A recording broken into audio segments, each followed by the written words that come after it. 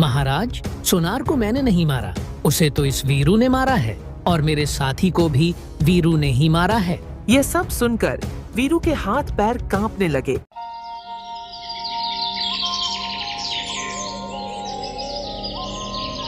प्रताप नगर राज्य में वीरू नाम का एक मेहनती किसान रहता था। वीरू के परिवार में वीरू के पिता के अलावा उसके पत्नी और एक जवान बेटी भी थी जो कि विवाह के लायक हो चुकी थी। एक दिन वीरू अपने खेत में हल चला रहा था कि तभी उसका दोस्त छोटू उसके पास आकर कहता है, अरे वीरू भाई, तुमने सुना हमारे गांव के मुखिया के घर में जिसने चोरी की थी वह हमारे गांव का ही संतोष है। और जब उस संतोष से पूछा गया कि उसने चोरी क्यों की तो उसने कहा कि उसकी मजबूरी थी।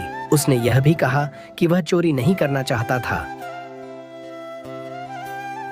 अरे भाई, यह सब तो भाग्य का ही खेल है। अरे भाई, ऐसा वही लोग करते हैं जो मेहनत नहीं करना चाहते हैं और हमेशा अपने भाग्य पर रोते रहते हैं। मूर्ख कहीं का। वह मूर्ख इतना भी नहीं समझते हैं कि मेहनत से ही भाग्य बनता है। इतना कहने के बाद वीरू फिर से अपने खेत में हल चलाने लगता है और उसका दोस्त छोटू वहां से चला जाता है।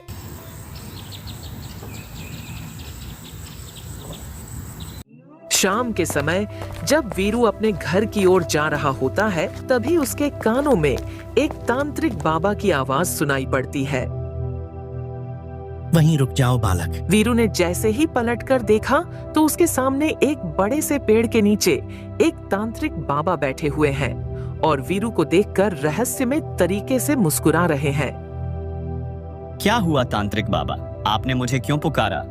कुछ देर पहले जब तुमने अपने मित्र से बातें कर रहे थे तब मैं तुम्हारे खेत के पास ही एक वृक्ष के नीचे बैठा हुआ था और तुम दोनों की बातें सुन रहा था। दरअसल मुझे तुम्हारे भाग्य की परिभाषा अच्छी लगी। आप कहना क्या चाहते हैं तांत्रिक बाबा?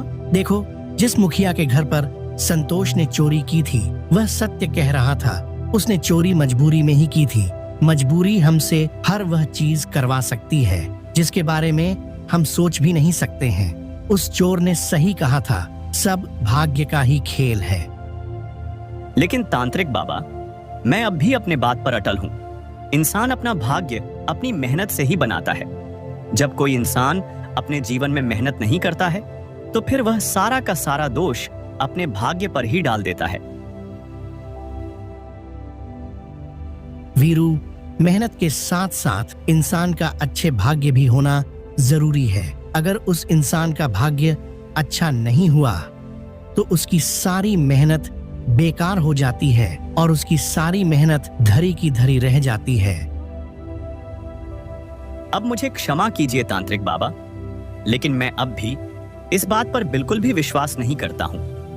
मैं कोई साधारण तांत्रिक नहीं हूँ वीरू। मुझ में भूत, भविष्य और वर्तमान देखने की क्षमता है। तुम्हें बहुत जल्द ही यह बात समझ में आ जाएगी। इतना कहने के बाद तांत्रिक बाबा वहां से चले जाते हैं। फिर वीरू भी वहां से निकलकर अपने घर की ओर निकल पड़ता है। वीरू अभी घर पहुंचा ही था कि उसकी पत्नी उषा बोली, अच्छा हुआ तुम घर आ गए, तुमसे बहुत जरूरी बात करनी थी। क्या हुआ भाग्यवान, कुछ काम था क्या? वीरू, तुम्हारी बेटी कमला विवाह के लायक हो गई है। हमने उसके लिए एक अच्छा वर भी ढूंढ लिया है। लड़का बहुत अच्छा है। वह हमारे गांव के मुखिया का दूर का रिश्तेदार है। अरे पिताजी, आप बिल्कुल भी चिंता मत कीजिए। मैं अपनी बेटी का विवाह बड़े ही धूमधाम से करूंगा। इस बार तो पूरे राज्य में मेरा फसल बहुत अच्छा हुआ है। बस कुछ ही दिनों बाद फसल की कटाई शुरू होने ही वाली है। मैं अपने फसल को राज्य में ही बहुत अच्छे दामों में बेचूंगा और फिर देखना, मैं अपनी बेटी कमला का विवाह खूब धूमधाम से करूंगा। वीरू के परिवार वाले बहुत ही खुश थे।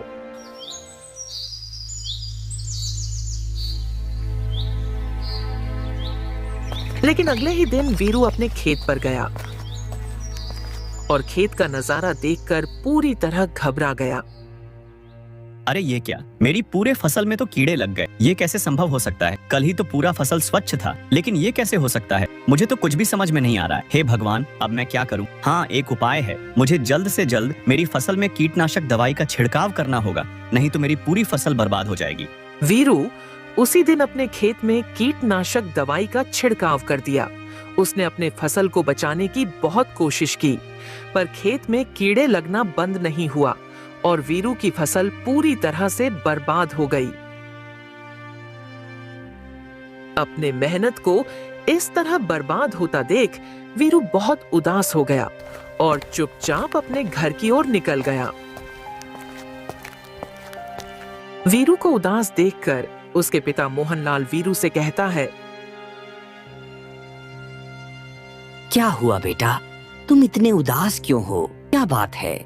वीरू सारे घटना को बताते हुए कहता है, पिताजी, हमारी सारी फसल बर्बाद हो गई है। मुझे समझ में ही नहीं आ रहा है कि मैं अब क्या करूं। चिंता मत करो बेटा, तुम तो अपने मेहनत को ही अपना भाग्य मानते हो, तो फिर क्यों रो रहे हो?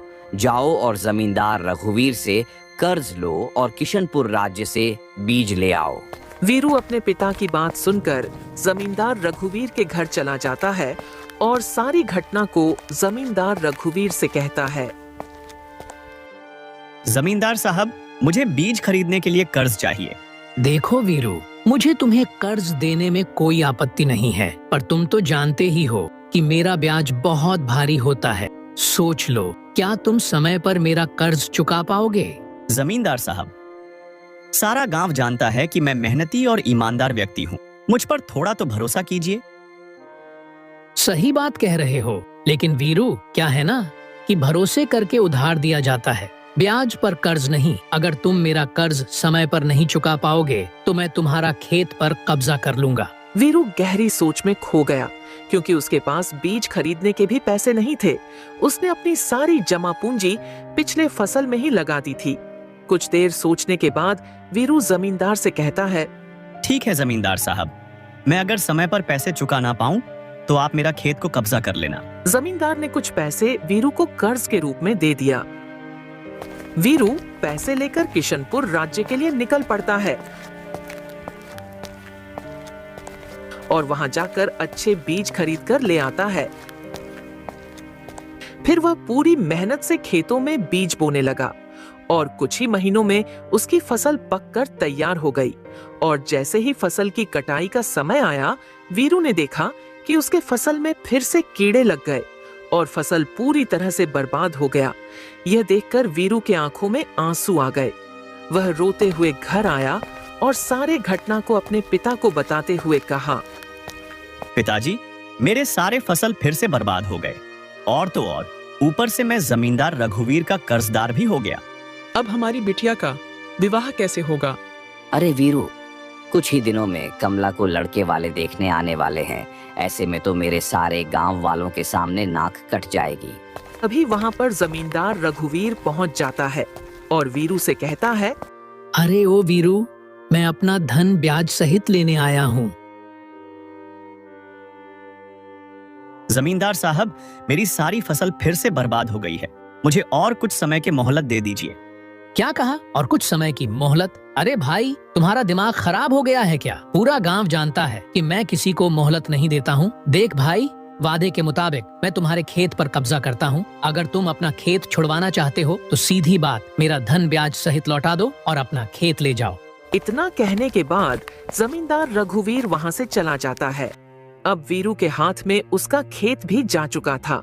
फिर कुछ ही महीनों में उसके परिवार को भूखे मरने की नौबत आ जाती है। ये सब देखकर वीरू अपने पिता से कहता है, पिताजी, अब तो हमारा खेत भी हाथ से चला गया और तो और घर में राशन का एक दाना तक नहीं है। बेटा, मुझे लगता है कि हमारे बिटिया का विवाह अब कभी नहीं हो पाएगा। मैंने सुना है कि प्रतापनगर राज्य के राजा वीर सिंह बहुत ही दयालु हैं। उनसे सहायता क्यों नहीं मांगते हो? आप सही कह रहे हो भाग्यवान। मैं आज ही प्रतापनगर जाकर महाराज से सहायता मांगता हूँ। वीरू उसी दिन प्रतापनगर के महाराज वीर सिंह के राज्य में जाता है और महल में जाने ही वाला था, लेकिन सहयोग से राजा वीर सिंह महल से बाहर ही मिल जाते हैं। वीरू ने महाराज को सारी घटना बताते हुए कहता है, महाराज की जय हो, महाराज की जय हो। महाराज, मेरी सहायता कीजिए। मेरे परिवार में खाने के लिए अन्न का एक दाना तक नहीं है और मेरी बेटी कमला विवाह योग्य हो गई है। अच्छा, तो हम इसमें क्या कर सकते हैं? तुम्हारी फसल में 2 बार कीड़े लगे हैं, जबकि आसपास के किसानों के फसल में ऐसा नहीं हुआ है। इसका मतलब यह है कि तुम्हारा भाग्य सही नहीं चल रहा है, और दूसरा यह है कि तुम मुझसे झूठ बोल रहे हो। महाराज, मैं झूठ नहीं बोल रहा हूँ। मैं कैसे मान लूं कि तुम सच बोल रहे हो? मैं तुम्हारी कोई सहायता नहीं कर सकता हूँ। बात खत्म, तुम यहाँ से जा सकते हो। राजा वीर सिंह की बातें सुनकर वीरू उदास हो गया और उदास होकर अपने गांव की ओर निकल पड़ा। आधे रास्ते में ही वह एक बड़े से पेड़ के नीचे बैठ गया और अपने आप से कहा, पता नहीं मेरे सुख को किसकी नजर लग गई है। तभी वीरू की नजर सामने पड़ी एक व्यक्ति पर जाती है जिसके शरीर से खून बह रहा था। वह तुरंत उस व्यक्ति के पास पहुंचा और देखा कि वह मर चुका है। अरे, यह तो मर गया है। तभी वीरू की नजर उस व्यक्ति के हाथ पर गई जहां एक हीरा चमक रहा था। अरे, यह हीरा तो बहुत कीमती लगता है। क्यों ना मैं नगर जाकर एक सोनार को यह हीरा बेच दूं। इससे मुझे अच्छी कीमत भी मिल जाएगी और मैं जमींदार से अपना खेत छुड़ा भी सकता हूँ। तभी वीरू के मन में एक आवाज आई, ये बिल्कुल गलत है, ये चोरी जैसा होगा। नहीं नहीं, यह सही नहीं है, मुझे ऐसा नहीं करना चाहिए। तभी वीरू के मन में एक दूसरी आवाज भी आई, अगर मैं इसे नहीं ले जाऊंगा तो कोई दूसरा इस हीरे को ले जाएगा। इससे अच्छा है कि मैं इस हीरे को बेचकर अपना दुख का अंत कर लूं। वीरू के मन में यह विचार आते ही वह हीरे लेकर प्रताप नगर चला गया और एक सोनार के दुकान पर जाकर बोला, यह मेरा हीरा है, इसके कितने कीमत मिलेंगे? सोनार हीरा देखकर चौंक गया और सोचने लगा, यह हीरा तो बहुत ही ज्यादा कीमती है और इस आदमी की हालत देखकर साफ लग रहा है कि यह हीरा इसका तो नहीं हो सकता है। सोनार ने वीरू को बहुत ही कम पैसे दिए और कहा, यह लो, यह हीरा इतने पैसे का ही है। ये तुम क्या कह रहे हो? ये हीरा तो बहुत ही ज्यादा कीमती है। लाओ, इस हीरे को वापस करो, मैं किसी और सोनार को बेच दूंगा। अरे, तुम्हारा दिमाग खराब हो गया है क्या? अब यह हीरा मेरे पास ही रहेगा। मैं समझ गया हूँ कि यह तुम्हारा नहीं है, क्योंकि इतना कीमती हीरा का मालिक कोई एक गरीब किसान नहीं हो सकता है। देखो, जो दिया उसी में खुश रहो, नहीं तो मैं तुम्हारी शिकायत महाराज वीर सिंह को कर दूंगा। यह सुनकर वीरू को बहुत ही गुस्सा आया और वह हीरा छीनकर सोनार को धक्का दे दिया। सोनार का सिर दीवार से टकराया और वह वहीं दम तोड़कर मर गया। यह देखकर वीरू के हाथ पैर डर के मारे फूल गए। हे भगवान, यह मेरे साथ क्या हो गया? मैंने अपने हाथों से हत्या कर दी। हे भगवान, अब मैं क्या करूं? तभी वहां एक व्यक्ति आ गया। उसने सोनार को मरा हुआ देखा और साथ ही उसने वीरू के हाथ में हीरा देखकर सारा माजरा समझ गया। मैं इसे नहीं मारा, मैंने तो सिर्फ अपना हीरा वापस लिया था, जो कि यह नहीं दे रहा था। मैंने उसे धक्का दिया, मुझे नहीं पता था कि वह मर जाएगा। तुम्हें यह हीरा जंगल में मिला था ना? हाँ, लेकिन तुम्हें कैसे पता? तुम्हें यह हीरा उस व्यक्ति के पास मिला होगा जो जंगल में मरा हुआ पड़ा था और उसके शरीर से खून बह रहा था। हाँ हाँ, पर तुम यह सब कैसे जानते हो? अरे, क्योंकि मैं ही उस आदमी को मारा था। वह मेरा ही साथी था जो गद्दारी करके भाग रहा था और फिर मैं पीछे से वार करके वहीं मार डाला। कौन हो तुम? मेरा नाम केशव है। मैं महाराज वीर सिंह के राजकोष में काम करता हूँ। मैं ही राजकोष से सोने के गहने और हीरे चुराए थे। यह सोनार उसे खरीदता था। अच्छा ही हुआ यह मर गया, क्योंकि यह हमेशा कम कीमत देता था। इतना कहने के बाद केशव ने अपने जेब से एक पोटली निकाली और वीरू को देते हुए कहा, यह पोटली तुम रख लो और इसे अपने साथ गांव ले जाओ। मैं कुछ ही दिनों बाद इस पोटली को तुम्हारे घर लेने आऊंगा। लेकिन इसमें तो बहुत ही ज्यादा हीरे हैं। क्या इन्हें भी तुमने महाराज वीर सिंह के राजकोष से चुराया है? हाँ, और मैं ऐसा इसलिए कर रहा हूँ क्योंकि महाराज और मंत्री को मुझ पर शक हो गया है। यह हीरे तुम्हारे घर सुरक्षित रहेंगे और किसी को शक भी नहीं होगा। अगर तुम मेरी बात नहीं मानोगे तो मैं महाराज से शिकायत कर दूंगा और मैं कहूंगा कि जंगल में तुमने ही उस व्यक्ति को मारा था और उसका हीरा छीनकर यहाँ ले आए थे। और जब सोनार ने हीरे खरीदने से इनकार कर दिया तो तुमने उसे भी मार दिया। लो भाई, सब जगह तुम ही फंसोगे। नहीं नहीं, तुम ऐसा मत करना। तुम जैसा कहोगे मैं बिल्कुल वैसा ही करने को तैयार हूँ। हाँ, या हुई ना बात, तुमसे मुझे यही उम्मीद थी। इतना कहने के बाद केशव ने मरे हुए सोनार के दुकान से ढेर सारा पैसे निकाले और वीरू को दे दिया।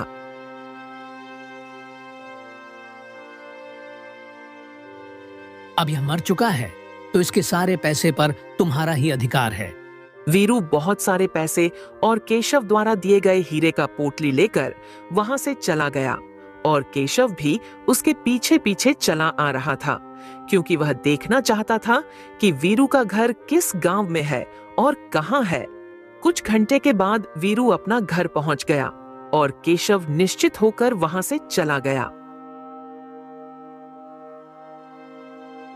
वीरू ने केशव द्वारा दी गई हीरे का पोटली को छुपाकर रख दिया और कुछ पैसे अपने पिताजी को देते हुए कहा,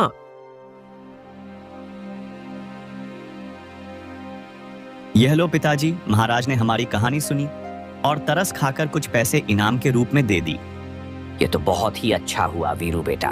इन पैसों से हमारा कर्ज भी उतर जाएगा और खेत भी वापस मिलेगा और कमला का विवाह भी हो जाएगा। फिर अगले ही दिन वीरू जमींदार के घर गया और उसके कर्ज चुकाते हुए कहा, मैं जितना कर्ज लिया था वह शुद्ध समेत चुका रहा हूँ। ठीक है ना जमींदार साहब? ठीक है भाई, लो आज से तुम्हारा खेत तुम्हारा हुआ। मुझे तो बस अपने पैसों से मतलब था, तुम मुझे ब्याज सहित पैसे वापस कर दिए, बस बात खत्म। वीरू जमींदार के घर से खुशी खुशी अपने घर वापस आ ही रहा था और जब वह अपना घर पहुंचा तो वहां का नजारा देखकर वह चौंक गया। उसके घर में राजा वीर सिंह, उनके मंत्री और 2 सैनिक खड़े थे। सैनिकों ने केशव को पकड़कर रखा हुआ था। राजा का मंत्री राजा की ओर देखते हुए कहता है, महाराज, हमारे गुप्तचर ने हमें बताया कि केशव इसी घर में छुपा हुआ था। अब तक महल से जो भी सोने के मुद्रे और हीरे चोरी हुए थे वह सब केशव ने चुराए थे। जब हमारे गुप्तचर ने उस सोनार के दुकान पर नाकाबंदी की तो उसे मरा हुआ पाया। महाराज, सोनार को मैंने नहीं मारा, उसे तो इस वीरू ने मारा है और मेरे साथी को भी वीरू ने ही मारा है।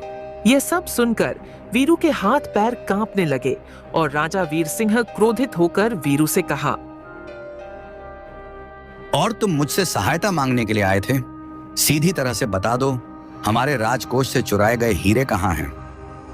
डरते हुए वीरू ने हीरे की पोटली को राजा वीर सिंह को देते हुए कहा, महाराज, केशव झूठ बोल रहा है। मैं तो बस सोनार के पास हीरा बेचने के लिए गया था, लेकिन उसकी नीयत खराब हो गई थी और मैं उसके हाथ से हीरा छीना और उसे धक्का दिया।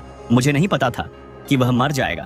तभी केशव मेरे पास आया और उसने मुझे राजकोष से चुराए हुए हीरे की पोटली दी और उसने मुझे धमकी भी दी थी कि अगर मैं उसके बात नहीं मानूंगा तो वह आपसे शिकायत कर देगा। तुम्हें वह हीरा कहाँ से मिला था जो कि तुम सोनार के पास बेचने के लिए गए थे? महाराज, जब मैं आपसे सहायता मांगने के बाद अपने गांव लौट रहा था तो मुझे रास्ते में एक मरा हुआ व्यक्ति मिला जिसके हाथ में यह हीरा चमक रहा था। मैंने वह हीरा उठाया था और बेचने के लिए नगर की ओर चला गया। तो तुम्हें तुरंत आकर मुझे सूचित करना चाहिए था, लेकिन तुमने ऐसा नहीं किया। तुम भी उतना ही दोषी हो जितना कि केशव है। तुम्हें इसकी सजा बराबर मिलेगी। महाराज, मैंने जो भी किया वह सब मजबूरी में किया। वह मेरी मजबूरी थी। मेरे परिवार की हालत बहुत ही खराब थी। ये सब बहाने वही लोग बनाते हैं जो कि मेहनत नहीं करना चाहते।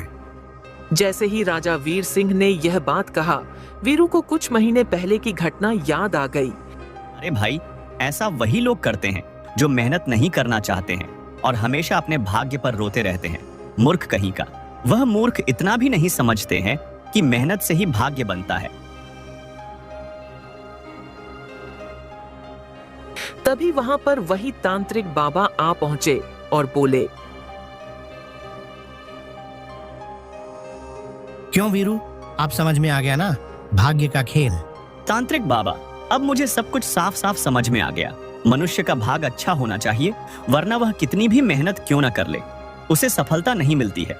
आपने सही कहा था कि मजबूरी हमसे ऐसे काम करने पर मजबूर कर देती है जिन्हें हम कभी सोच भी नहीं सकते हैं। महाराज, इसे छोड़ दीजिए। यह बेचारा भाग्य का मारा हुआ व्यक्ति है। मैं इसे जानता हूँ। यह बहुत ही मेहनती व्यक्ति है।